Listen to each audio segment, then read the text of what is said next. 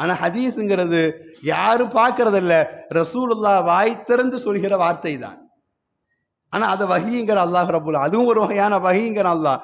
ஏன் தெரியுமா அப்படி அல்லாஹ் வஹீன்னு சொன்னா?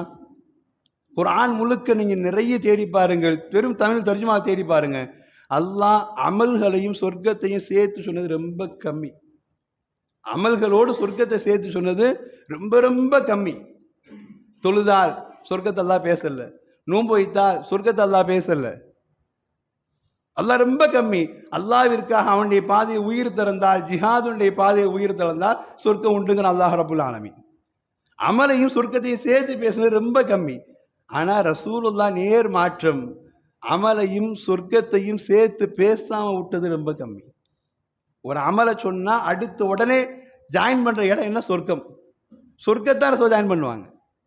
ஒன்றும் இல்லை, ரசூல் சொன்ன வார்த்தை, யாருக்காவது அந்த லுஹாவுடைய நேரம் சுபு தொழுகை முடிந்ததுக்கு பின்னால் ஒரு மணி நேரத்துக்கு பின்னால் கொஞ்சம் சூரியன் உதித்து வருகிற பொழுது தொழுகிற லுஹா 2 ரக்காத், அப்படி யாருக்காவது லுஹா தொழுகிற பழக்கம் இருந்தால் ரசூல் பாக்கியத்தை சொன்னாங்க, யாருக்காவது லுஹா தொழுகிற பாக்கியம் இருந்தால் அல்லாஹ் சொர்க்கத்தில் பாபுல் லுஹா அப்படின்னே ஒரு வாசல் அல்லாஹ் வச்சிருக்கிறான்.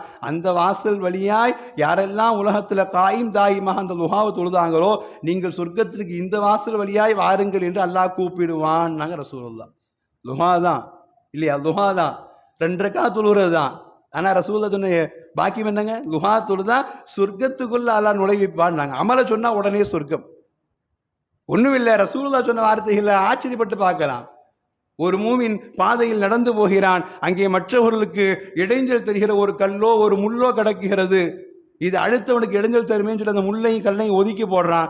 ரசூலுல்லாஹ் சொன்னாங்க, அவன் சொர்க்கத்தை சந்தோஷமா உருண்டுகிட்டு இருக்கிறான். நாங்கள் அல்லாஹ் அக்பர். யோசனை பண்ணி பாருங்க, சொல்லுவோம் இல்லையா? இதெல்லாம் பார்த்தா எதுமோ ஒரு அரசாங்கத்தை சொல்ற கதை மாதிரி இருக்கு அப்படின்னு மாதிரி நாம யோசிச்சுடுவோமோன்னு. ஏன்னா அவனுடைய தொழுகை பற்றி பேசல, அவனுடைய ஈமானுடைய தரத்தை பற்றி பேசல, அவனுடைய அமலுடைய தரத்தை பற்றி பேசல, பாதையில் இருக்கிற இணைந்து தரக்கூடிய பொருளை ஒதுக்கினான், அதனால சொர்க்கம் கிடைச்சிருச்சுன்னாங்க. அல்லாஹ் சொல்றான், ஒமா என் திகு அனில் ஹவா, அவர் பேசுகிற வார்த்தையில இதுக்கெல்லாம் சொர்க்கமா அப்படின்னு ஆச்சரியப்பட்டுறாத, அவர் பேசுவது அத்துணையும் சத்தியம், நான் கொடுத்துருவேங்கிறான் அல்லாஹ்.